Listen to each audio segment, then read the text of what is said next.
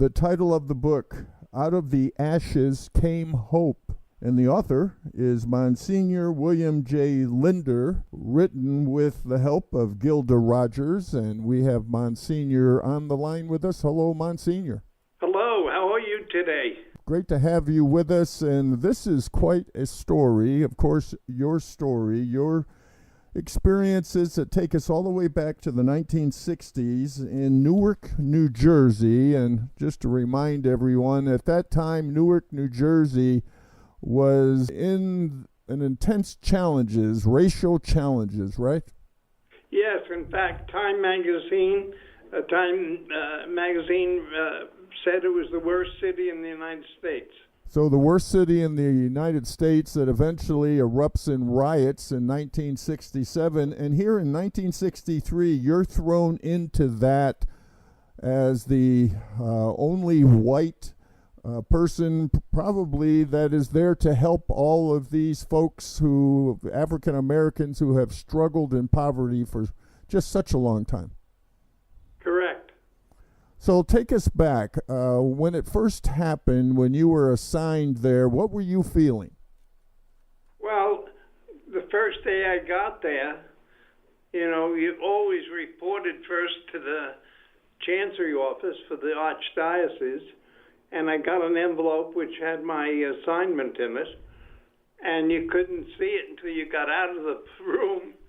And when I got in the street, I looked and I saw Queen of Angels, and I knew it was an African American parish, but it was known for its tremendous, being very progressive.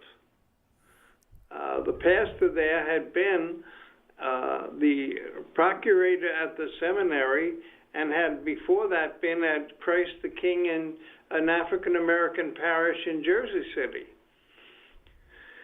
And he was very comfortable there and was doing all kinds of things. We were right in the middle of public housing. We had about 25,000 people living in high-rise public housing, and we were right in the middle of it. And it was a great experience, because everybody was new. The whole parish were actually new Catholics, so they really didn't have any long traditions. So you didn't have to worry about how people, how they wanted to do things. They were open to anything new, and so we created ourselves. Well, you had to create out of literally hopelessness, didn't you? You had to lift these people to the fact and to the thinking that change could come. Yeah, well, I think that's true. They certainly were very depressed. It was a very depressed community, and for good reasons. And we had to really challenge people that we could make a difference. And so you did that, as you put it. You started one of the largest community development organizations in the United States, and you did it with a group of ordinary concerned residents. Correct. And that was really the genesis of tremendous progress. Oh, made a great impact in the city. And it was interesting that outside, the people we needed help from really were very much motivated, that people got together and were doing things, and they wanted to help. Everybody wanted to help, whether it be on the state level or even the federal level. So you embarked on this task of epic proportions to rebuild Newark's Central Ward, because it had been destroyed in the 67 riots. Right. Well, it was the worst area of what was considered the worst city in the nation. Well, let's talk about some specifics, some different people along the way. Tell us about when you first met Joe, is it Chaneyfield? It was the first day I arrived at Queen of Angels. And, of course, you'd be dressed in your black suit and black shoes, shined, and, looking real sharp. And first thing, I had trouble getting in the rectory. No one answered the door. So finally I got in, and then the pastor took me on a tour, and the first place he went in the back, and the men were digging a trench for a sewer system. We had no sewer system, and we had a school that the men had really fixed over. It was an old school, and they opened up another parochial school, and it was packed. And the kids would play in the playground, but it was all rough stone, and the kids would get hurt every lunch hour. And what you do is you carry a pocket of Band-Aids all the time. The men decided that they're going to change that and pave it, but before they could, they would have to put this water sewer system in. And they were in the middle of it and digging trenches. And I got there, and one of the men, Joe Cheneyfield, challenged me. He said, "Get out of those shoes and suit and get in here and work." So I went and I changed and I used to work all my summers in construction, so I was very comfortable with that. And I jumped in the pitch into the, ditch with them, and started working alongside them. And I spent the day there working with them. Well, after that, we became the greatest of friends. And in fact, a fantastic friend to me. Later on, certainly meant a lot in the rest of my priesthood. Because Joe was a very interesting guy, tremendously physically powerful. He had, down south, worked as a lumberjack and had to work as a kid, really, because his family had no one to take care of him, and he was the only source of income. And so others in the family all went on to do all kinds of interesting things. One was a tap dancer. Cheney was kind of known at the time.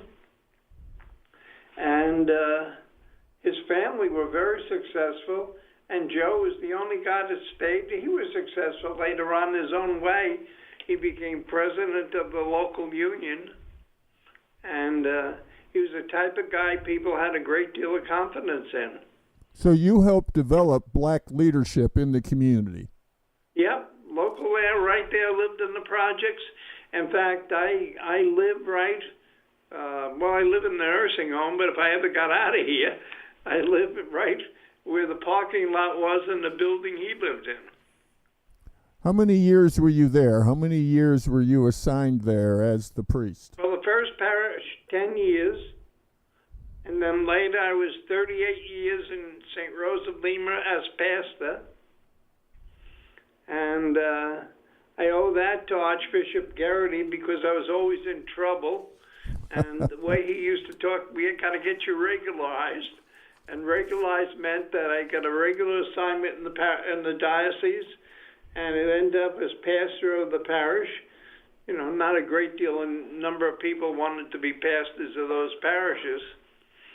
And so I got it, and then he did it under the old canon law, which meant that it was protected, which wouldn't be under the new canon law. So it was later on when I had difficulties again with the bishop,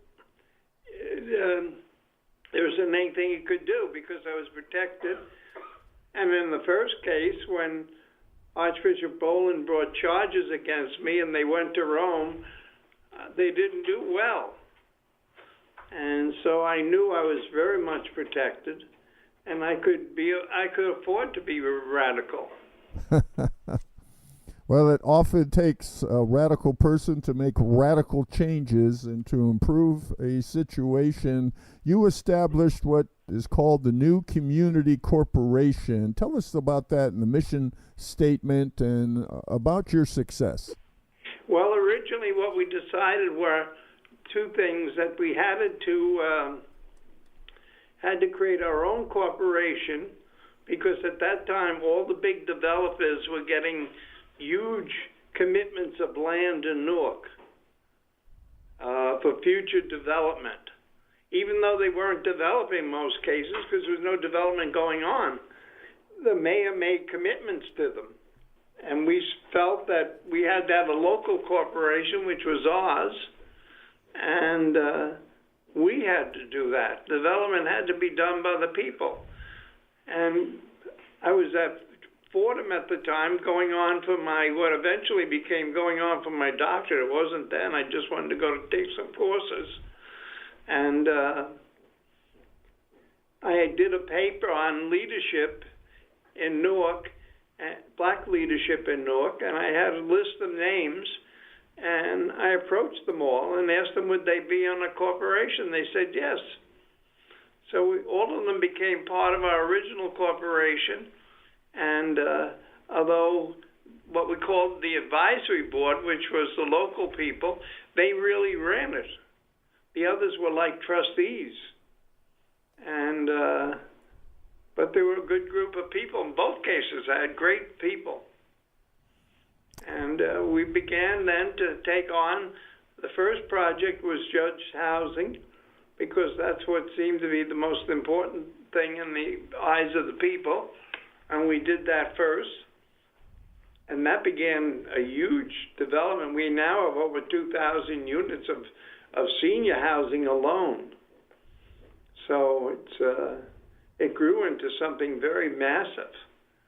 And in fact, at one point, the New Community was the largest community development corporation in the country, and actually did a lot of international work with it. We did work as the Berlin Wall went down and Eastern Europe opened up. We were asked by the federal government to do work with community groups, which were just beginning in Eastern Europe, because they didn't have any. You know, the Soviet Republic did not encourage people doing their own thing. Well, you had already proven yourself, so they knew they could count on you. Let's talk about the leadership, which we've just discussed a bit. Often there was intense feelings amongst the leaders in some of the meetings, and you talk about your first employee, Cecilia, and she'd often have to get right in the middle of it to stop some interesting situations. Yes, well, Ceil's still around and still active, and in fact, I just saw her yesterday. Well, you talk about her breaking up a fight in one of the meetings. I know we had a battle with the president was Willie Wright, who was the most radical guy in our city, and Joe Cheneyfield, same one we were just talking about, and Willie was doing his thing as he did, you know, kind of almost like a Donald Trump, and his ego was great. And Joe decided to put him down, and Joe had him against the wall ready to kill him. And Celia stepped in and got between them, and Joe is very gentle with women, and he backed off. Well, it takes a lot of passion to make changes. You have to have those types of people often, and great, interesting folks who work side by side with you. And I want to end our discussion about your book, Out of the Ashes Came Hope, about hope. You have a chapter in part 3 that's titled Hope, the Most Spontaneous Prayer There Is. Tell us about that kind of hope. Well, I think, you know, in the case here, the only thing that people had was hope for the future. You know, they certainly weren't living it, you know, and it was the hope in the sense of what we could do together. And that's the hope I'm talking about, and that actually was very much tied to their religious thing. It was God-given, and no one could take it from them. You know, no one could take hope from them. They could do a lot of things to them, but they couldn't take hope from them. And that kept us together, And that really, was the glue that put us together. And so we began to build on that.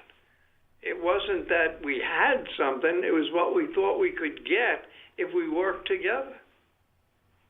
Well, when you're unified, 1 and 1 doesn't make 2 anymore. It makes 3 or 4 or 5, doesn't it? That synergy, Right. that synergy Very happens. much so, very much. Well, Monsignor, we really appreciate you joining us on Indie Book Publishing. We've been listening to Monsignor William J. Linder. His book, Out of the Ashes Came Hope. Tell us the best way to get your book, Monsignor. Well, I guess, you can get it in all the usual places. Barnes and Noble, or they can get it through New Community. Amazon.com, which I use. All the retail outlets online, and I'm sure you could probably walk into a store and ask for it as well, and they could order it if they didn't have it. So, Monsignor, what a story, your memoir of a life filled with service and a great example to all of us. And I think what I hear from you is that it's not only what you did, it's what you did together with all these great people. Yeah, my job was just to be kind of the cheerleader. Well, it sounds like you were a great one. Thank you, Monsignor.